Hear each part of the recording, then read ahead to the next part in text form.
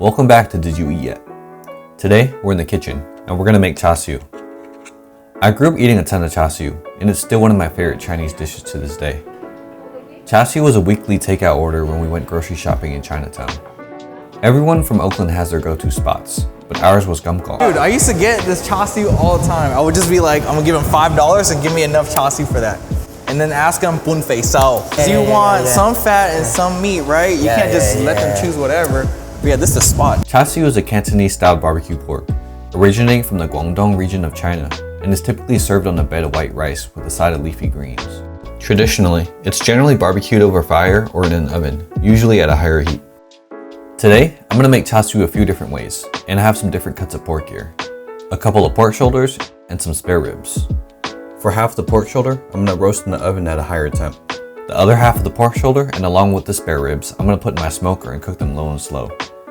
Smoking meats is one of my favorite ways to cook meat, so I wanna see how it compares to a more traditional char siu we all might be used to from restaurants if I cook it in my smoker.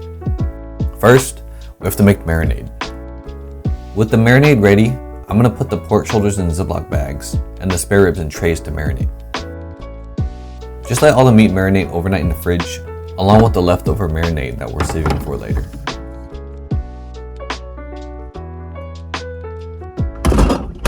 After marinating the meat overnight, we're ready to start cooking char siu. I'm gonna fire up the smoker to 225, and for the ribs, I'm gonna cook for a total of 5 hours. 2 hours unwrapped, 2 hours wrapped in foil, and 1 hour unwrapped again with the sauce. With the pork shoulders, I'm gonna smoke these to an internal temp of 175. Since the char siu in the smoker will take a lot more time, I'm doing the char siu in the oven last so I can have them all ready around the same time for dinner. I'm preheating my oven to 475. Once the oven reaches temp, the pork shoulder goes into the oven. After 10 minutes, lower that heat to 375. After another 15, we're gonna flip the pork over. And after another 15 minutes, we're gonna baste that pork and roast for another 10 minutes. Alright, now it's all done. I cut into the smoked char siu first. For the smoked char siu, right off the bat, you can smell the smokiness. The color is super vibrant. Once you cut in, it has a visible smoke ring too, and it just tastes hella good. For the oven roasted char siu, definitely resembles more of what you'd order from the restaurant. It's a little sweet and salty, and the pork shoulder cut provides just enough fattiness to make it juicy and tender. The differences are super subtle, but the smokiness from the smoked char siu definitely adds an extra layer of depth. The ribs look beautiful. Great color and super tender. There's a strong smoke ring.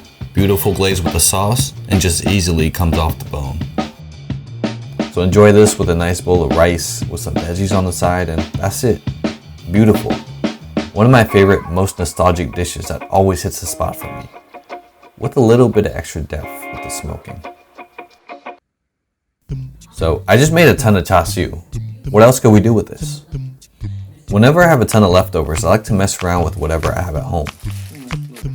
I happen to have a baguette from the best in town, Buifong Bakery.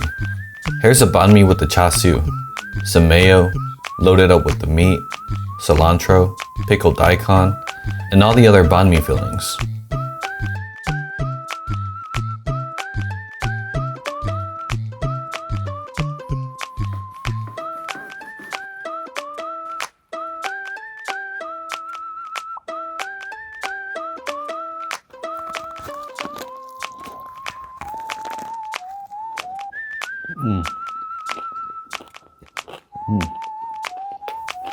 That's a damn good banh mi. And of course, my go-to thing is always just to make tacos with my leftovers, just using whatever I had. So I made some fresh corn tortillas,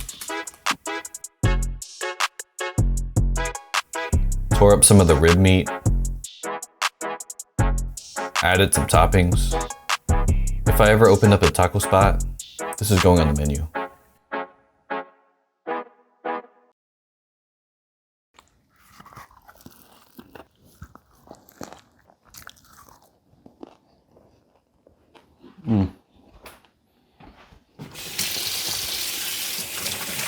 Over the last few years, I've gotten obsessed with cooking, and I'm excited to give just a peek at some of the stuff I whip up at home.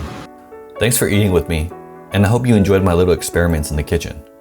Next up, I'll be exploring more of my favorite traditional recipes soon with my family. See y'all next time. Peace.